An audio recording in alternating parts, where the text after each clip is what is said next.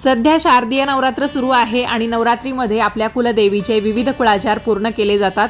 यामुळे आपल्या संपूर्ण कुटुंबावर कुलदेवीचा आशीर्वाद कायम राहतो अशी धार्मिक मान्यता आहे। कुळाचार म्हणजे काय? आपल्या घराण्याचे काही धार्मिक नियम असतात, रूढी असतात, परंपरा असतात। त्यानुसार आपण व्रतवैकल्य आणि सणवार साजरे करत असतो। मग त्यानुसार प्रत्येक घराण्याच्या कुळाचारामध्ये सुद्धा आपल्याला बरीचशी विविधता पाहायला भेटते, वेगळेपण पाहायला मिळतं। घटस्थापना, कुंकुमार्चन, घटाला दररोज माळ पाणी घालणे, त्याचबरोबर कन्यापूजन करणं, होम हवन करणं, दुर्गा सप्तशतीचं पाठ करणं, त्याचबरोबर घट विसर्जन करणं आणि सर्वात महत्त्वाचं म्हणजे देवीची ओटी भरणं, हा सुद्धा कुळाचाराचाच एक भाग येतो। तर नवरात्रीमध्ये कुलदेवीची ओटी कधी, कोणत्या दिवशी भरावी, हा सगळ्यात महत्त्वाचा प्रश्न तुमच्यापैकी बरेच जण विचारत असतात। बघा, कोणत्याही मुलीची जेव्हा पाठवणी करण्याची वेळ येते तेव्हा तिच्या घरचे म्हणजे तिच्या माहेरचे तिला साडी चोळी देतात, त्याचबरोबर काही भेटवस्तू देतात आणि मगच तिची सासरी पाठवणी होते।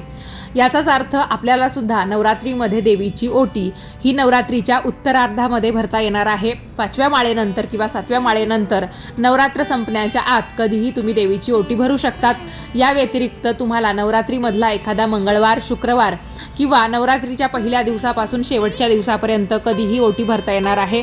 कारण बरेचसे काही असतात बघा, अडीअडचणी असतात, जसं की मासिक धर्म म्हणा, सुतक म्हणा, काही गोष्टी सांगून होत नाही। तर नवरात्रीमध्ये आपल्याकडून कुलदेवीची ओटी भरणं राहून जाऊ नये यासाठी आपल्याला कुलदेवीची ओटी ही नवरात्रीमध्ये कोणत्याही दिवशी भरता येणार आहे। त्यासाठी आपल्याला साडी लागते, त्याचबरोबर ओटीचं साहित्य लागतं, नारळ लागतं बीजस्वरूप म्हणून, त्याचबरोबर तांदूळसुद्धा लागतात। सगळ्यात महत्त्वाची गोष्ट, तुम्ही जेव्हा ओटी भराल तर ओटीसोबत शिधाही न्या। तुम्ही घरच्या घरी म्हणजे आपण घटस्थापना केलेली असेल किंवा नसेल, पण आपल्या घरी कुलदेवीचा फोटो, मूर्ती, टाक यापैकी काही का होईना एक रूप असतं, तर आपण घरच्या घरी देखील ओटी भरू शकतो। त्याचबरोबर आपल्याला जवळपासच्या एखाद्या मंदिरात किंवा कुलदेवीच्या मूळ पीठावर जाऊन देवीची ओटी भरायची असेल तर तीही आपण भरू शकतो।